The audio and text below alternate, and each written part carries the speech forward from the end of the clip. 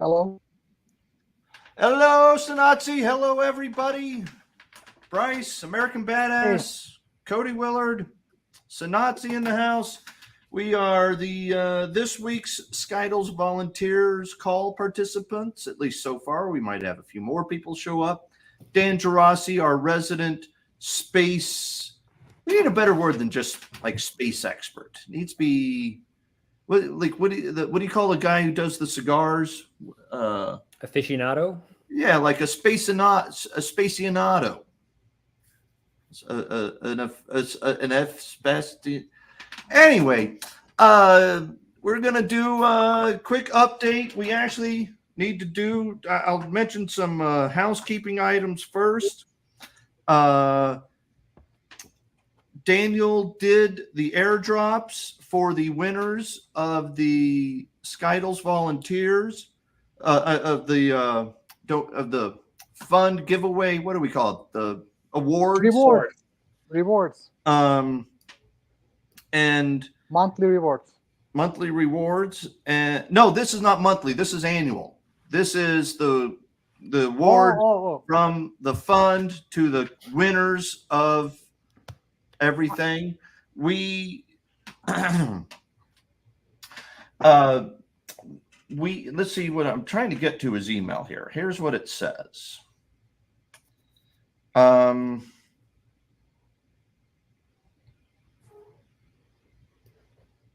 We have roughly 96 million tokens left in the token pool. 10% donation to 4 recipients. So we are sending 2.4 million tokens out to Trust Point. That's the latest one. Please approve the transaction. And I've got a link here, and he says we still need one more person to approve the transaction even after I do it. Sanazi, do you know how to approve? Are you on that group that can approve that? No. You never did it? All right, well then I'll have Piper do it. I do know he is on it. Obviously, and Wayne, I believe Wayne was on it as well, right. But he hasn't been Yeah, but I can reach out to Wayne. I'm sure he's still around. Piper is out of town because Ruidoso, where he lives on top of the mountain, burned down. Oh man! This week, 25,000 acres burned, 14 to 1,500 structures, including over 1,000 homes. It's just a disaster. His home is safe, but he is staying with some friends up a few hours north. But I'll reach out to him. I'm sure he can do it from his phone. That's where I'll be trying to do it. I hope I can remember how to do that. I haven't done it since last year, since the last time we needed to do an approval. Yeah, it's done once a year. It's understandable the team. Yeah, and then that's the problem that's always been the problem with this crypto stuff. I mean, I had tokens at Mount Gox, and supposedly I'm supposed to be able to get it back, but I don't remember any. I don't know how to claim them. So got to try to work on that. It's probably. Did I hear that you're only going to get 10%? I don't know. I didn't actually read the articles. I just saw the headlines. I thought I saw a headline. I didn't read all the way through it because I didn't have anything there. I would take 10%. I think I had maybe 4 or 5 tokens left. I sold a couple at some point, but I think I had at least a handful of tokens left. I've got a bunch of emails that the guy who used to work for me sent me for my records, but I haven't. That was a few weeks ago. If it's 10%, that's still tens of thousands of dollars. It's not nothing. Nothing to, yeah. I actually have since you were on the talking about rewards and things. When I go to the wallet page on the website, I don't know if it's just me or if it's everybody. It starts to turn into a page that looks like some sort of Russian disinformation, and so it scares the crap out of me. Scared. I haven't been in months. All right, the site looks there. I'll share my screen here. What Did American Badass get mad? Where did he go? All right, well, that's the website. Still here. Yeah. He said to go to the wallet page.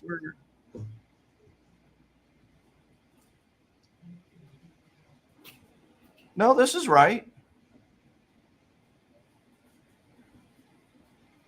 Ooh, this is not right. Wow. Yeah, we're going to have to work on that. Did you guys see that page change? Yeah. So where did you go? The wallet how to or Don't do it. Don't do it, Sanatsi, from your computer. I don't want you. I don't know what's going on there. American Badass, Right. you are 100% correct. That is something we don't want happening. Don't go. Okay. Don't go. Nobody go to the wallet page. I will. I'll go delete that wallet page for now. We'll probably have to just build a new page. I'll talk to Daniel on best practices on how to fix that. Can you guys hear the rain? Just started raining. Glorious rain in the desert of New Mexico in that town of Ruidoso. Hopefully it's not flooding. Would you believe that it burned 25,000 acres, and then in the middle of the forest fire, it flooded? It's just been hell. Anyway, getting some rain down here in the desert, that's a good thing.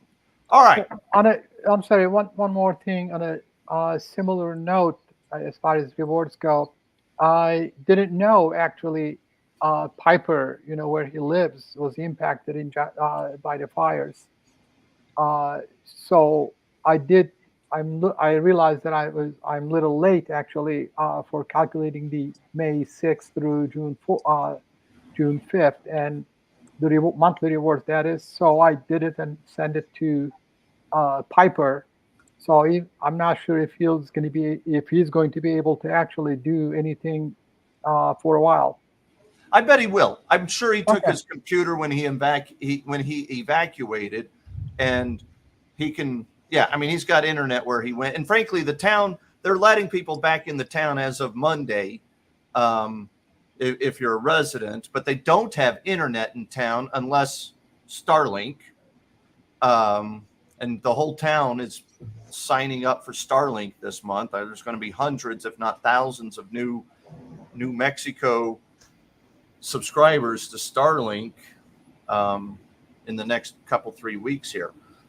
Speaking of which, let's talk a little space news. I sure wish Dan was here. I do want to just talk about the fact that, do you guys know the Boeing United Launch Alliance took 2 astronauts to International Space Station, and they went ahead and sent them up even though they knew there were helium leaks. And as Bryce said when they did it, are they out of their freaking minds? And now those guys are stuck at the International Space Station pretty much almost without a doubt until this company called SpaceX sends their Dragon up there to retrieve them. I heard rumors that all they were doing was inspecting the ship and that they could get home, but they were trying to figure out exactly what happened. So now I've heard both sides of it, that they're just being cautious, but I've also heard that they are stuck. So I don't know what the real story is. I'm pretty sure they're stuck. I mean, that is the New York Post and several others reported this week that they are out and out, they're trying to do updates from down here. And I mean, if you were those guys, would you dare get on that Boeing ship, or would you rather wait until there's the SpaceX Dragon that has done hundreds of these, dozens of these, and never had an issue, much less like stranded you on the International Space Station? So, but sending updates from Earth is pretty common. So, if they know exactly what the problem is, I would not really worry about the fix, being If it's a computer deployed. issue, if it's an actual Yes. physical If something well, wrong, helium leak obviously is not going to be solved by sending software patches from Right. Earth. Correct. Yeah, even if it is a software issue, do you trust Boeing and their engineers to successfully rewrite the code, successfully send it up there, successfully get it installed, and then hope on the one time they're trying it, you happen to be one of the two people sitting in the freaking ship as it's going through the atmosphere? No, I'm not doing it. They'd be nuts to do it. I hear you. Yeah. So they and have then if you did. Oh, Sorry. go ahead, Sanatsi. A few days ago, they were saying that they have up to like 45 days actually to fix the issue.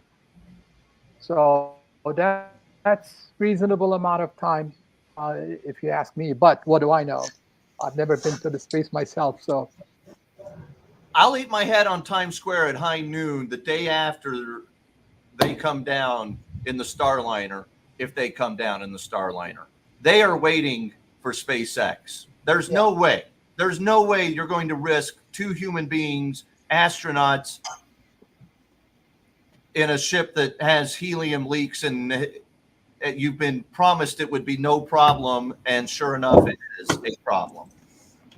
I just can't imagine the NASA would approve such a thing. I mean, just, the number one mission for any government employee is CYA, right? So I'm going to assume they're going to cover their butts and not make that mistake. Meanwhile, Blue Origin is sending letters to the FAA telling them to shut down, to limit the number of SpaceX launches. I hate quoting Elon on X, but I'll quote him. Yeah, I did I say Blue Origin? I meant Sioux Origin.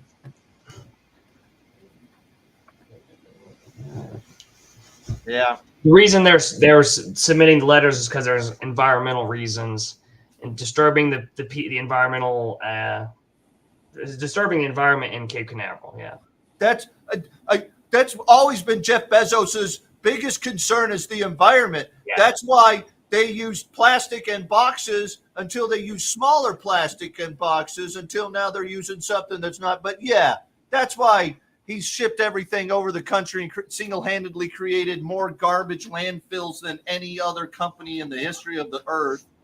And somehow he's worried about the environment. And I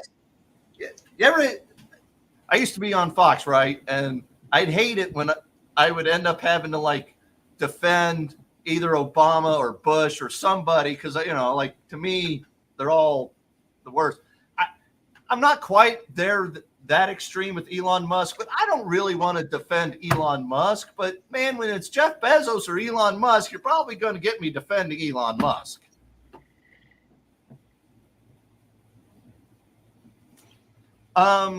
Any other? I'm going to share my screen again. We'll go to space news and see if there's anything there.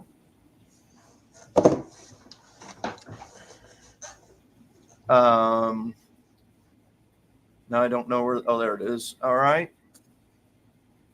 ULA. Oh, yeah. ULA has got it down to only $4.1 billion per launch. Not a made up number.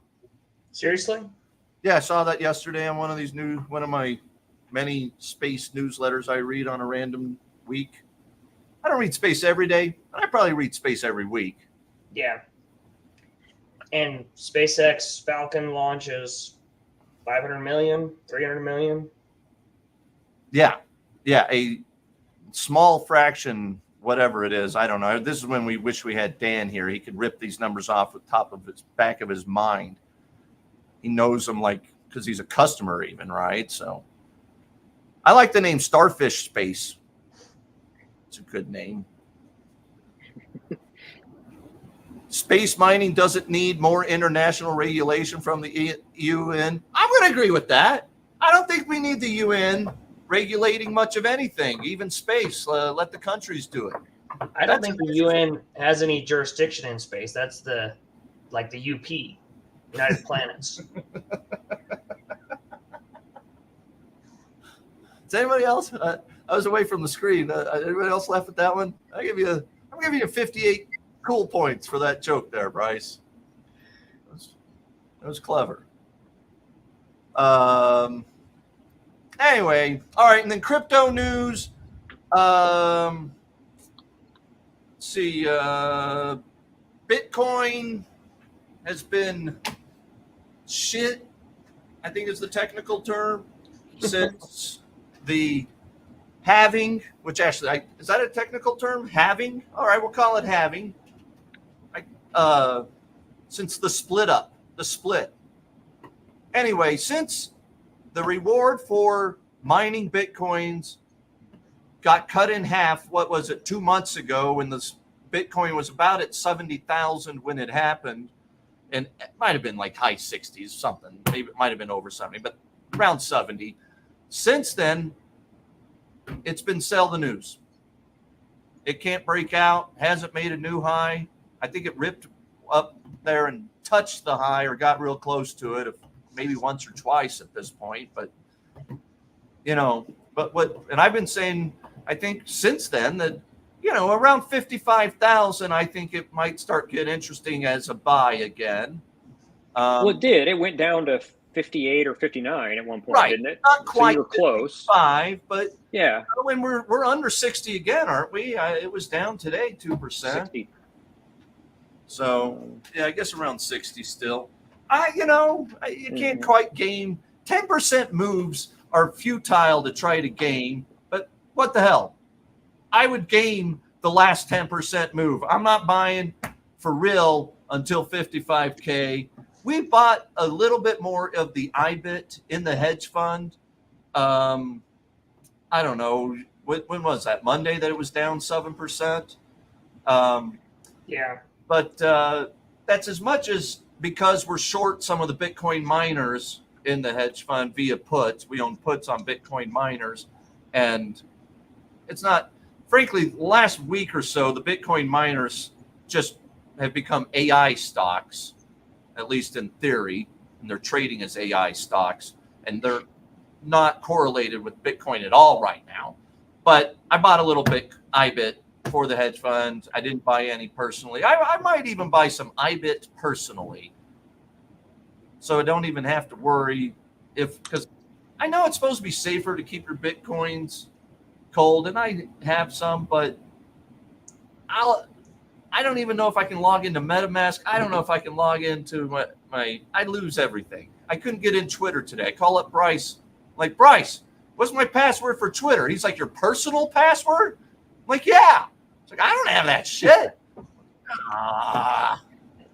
Typically on Bitcoin, historically though, isn't the end of this year / through next year the growth, the supposed growth period as it historically goes after a halving? I thought everybody told me it was immediate. I mean, it should have been moving by now, I thought. But, the other point I would make, American Badass, is I don't know that we really have enough statistically significant evidence of four halvings or something so far? Yeah, like we've had 5 or 6 halvings or something. So, like 5 or 6 examples doesn't help. So based on that information of us not knowing, I'll go back to my question that I asked before we got on air, was over the long term, let's say 5 years plus, what do you think is the better play? A Bitcoin, which is going to have another halving during that time and a couple more potential upswings, or the AI /solar /car /robot company Tesla? What do you think is the better play for a 5-year period? I like the question. 5 years is not long term. It's not long enough term for me on this question. Okay. In 5 years, probably the Optimus robot and full self-driving will be out, and Tesla will probably be the better play than Bitcoin. But over the next 10 to 15 years, I would almost like the odds go up tremendously in my mind that Tesla will be the better play. Simply, all fiat roads, I want both, and I have both. Luckily, we don't actually have to choose between these two things. Right. Is a 50-50 split a great strategy for that? I mean, I'd say 70-30, 80-20 in Tesla over Bitcoin. I think,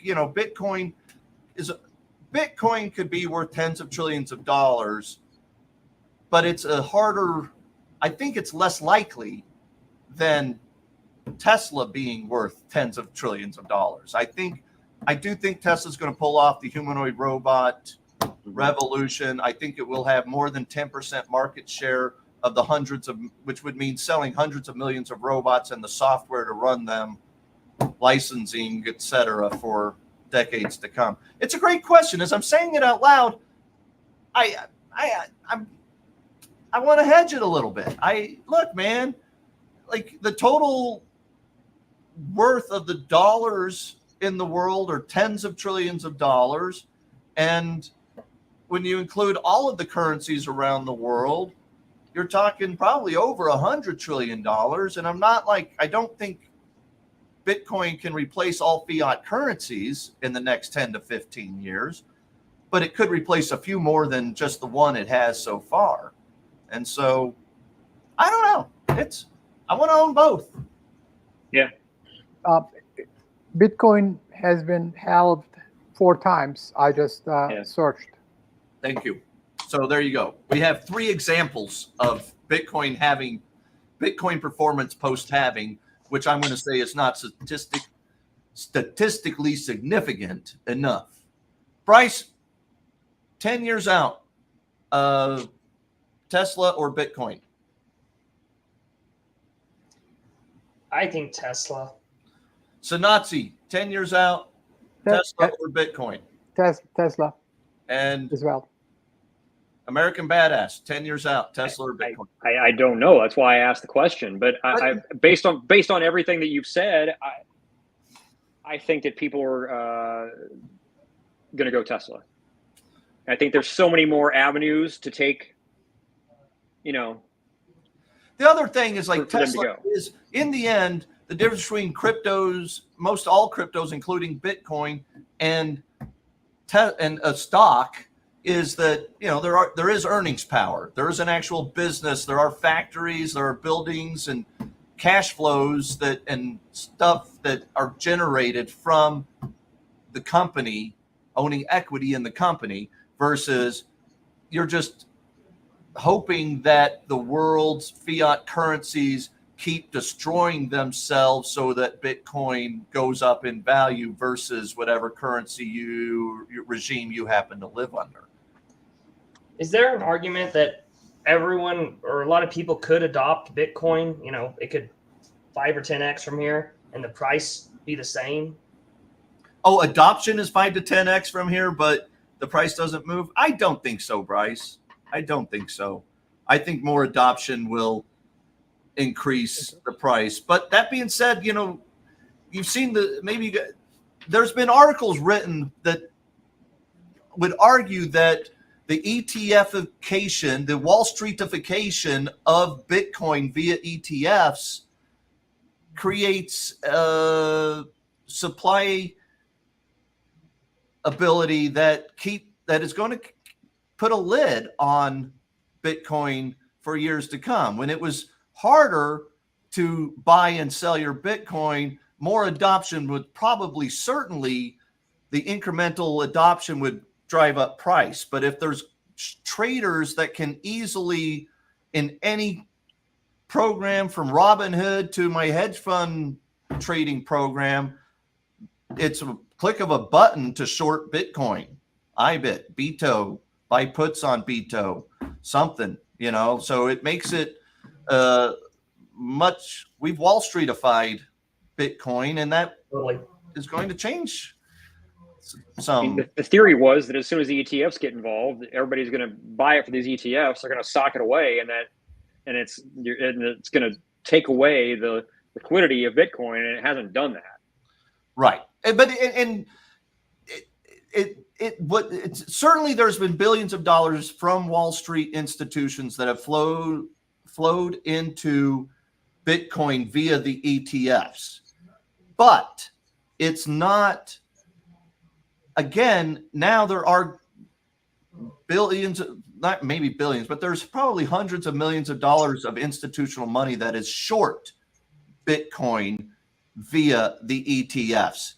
And if Bitcoin spikes 20, 30, 50% or 100% over the course of a month or two, there will be more short interest from Wall Street traders, hedge funds, and retail investors who previously couldn't sell, could not short, because they don't know how to, if you got it on a cold wallet, you can't short it. And are you going to go plug it in and sell it? I mean, it's a whole thing. And now you can get out immediately. And if it tanks and you're in think it through here. So look, I'm thinking it through. The people who own billions of dollars worth of Bitcoin ETFs now, they're going to puke if Bitcoin goes to 30 or 20, 30,000, 20,000, 10,000. And so when it used to be lots of people would buy and never want to actually bother going through the process of selling, even if it was down, this could increase pressure on Bitcoin itself in a down cycle, because those people can unload. It's an interesting thought. I don't know. I mean, nobody knows. It's one of the reasons the SEC was concerned about approving it. It's going to change, behaviors.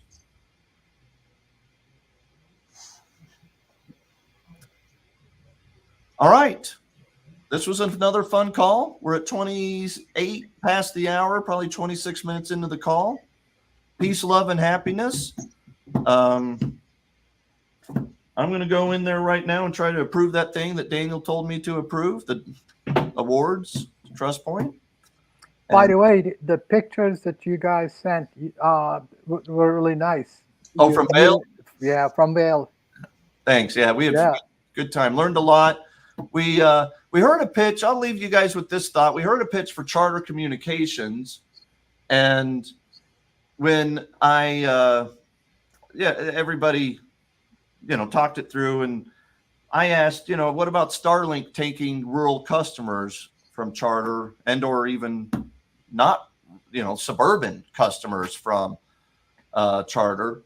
The question was, yeah, it's happening. I mean, the answer was yes, it's happening. And then another guy who didn't give the presentation said, well, I can tell you about Starlink, that in the United States, they can only have 2 million customers before the system will be at capacity. And Sanatsi, you and I both know, I see you doing the math. That's not how this stuff gets designed. What